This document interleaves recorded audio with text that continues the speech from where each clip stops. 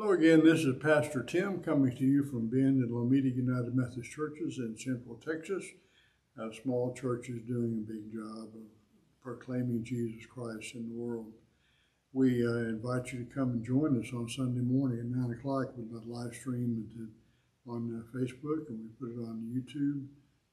So come be part of our little congregation. We are talking about some of the people of the Bible, some of the stories and some of the people, so that we can have more knowledge of the Bible. There's a distinct lack of understanding or lack of knowledge or exposure to the Bible. And so we're trying to bridge that gap by telling about people and stories and events of the Bible. The one we're going to do today is Nicodemus. Nicodemus is probably most prevalent or most well known by coming to Jesus at night. You have to remember that Nicodemus was a Pharisee, which meant that he was a super lay person. Whatever was required, if you were required to fast once a month, he would fast twice a week. If you're required to do 10% of your agricultural income, he'd do 10% of all his income. He's the kind of guy that you'd want to be as your church member. He would volunteer to be on committees, and he would volunteer to teach the 8th grade Sunday school class. So he's a super lay person, but must be troubled because he's going to see Jesus, who is not real popular with the Pharisees. They see him as a threat, as somebody trying to take away or divert the Jewish faith. Take people away from it. So his colleagues are not too fond of Jesus, and Jesus makes them the butt of some of his stories and some of his teaching. So it's not real popular. But he goes to see Jesus. He has an itch that he needs scratched. So he goes at night. In the Gospel of John, there's a lot of stories that talk about night and day, that Jesus is the light of the world and the other people dwell in darkness without Jesus. And so you can tell in his darkness he's going to visit Jesus, the source of light. And he begins talking to Jesus, and he says, we believe you're a teacher. And he said, you must, Jesus answers, which isn't an answer at all, you must be born from above. Nicodemus doesn't understand that answer at all, because he was talking about praising him as a teacher.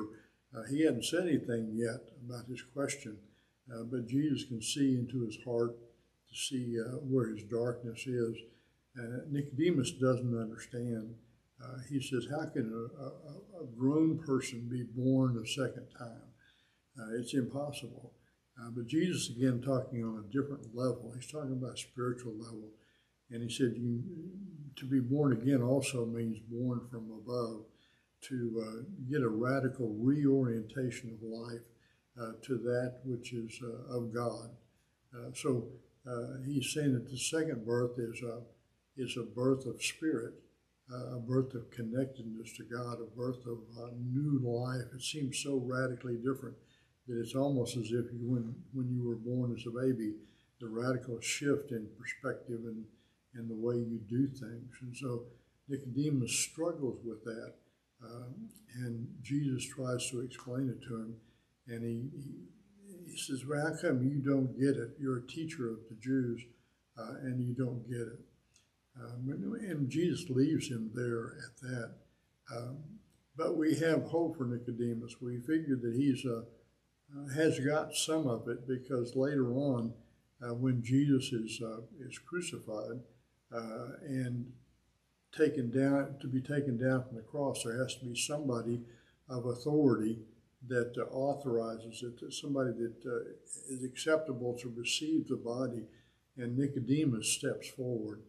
He's a member of the Sanhedrin, a member of the ruling group among the Jews. Remember, they were under Roman occupation, so they didn't have a lot of authority, mostly over religious things. But he could ask for Jesus' body, and he's one who's prepared him to put it in the grave. And so we find out that Nicodemus did stick around.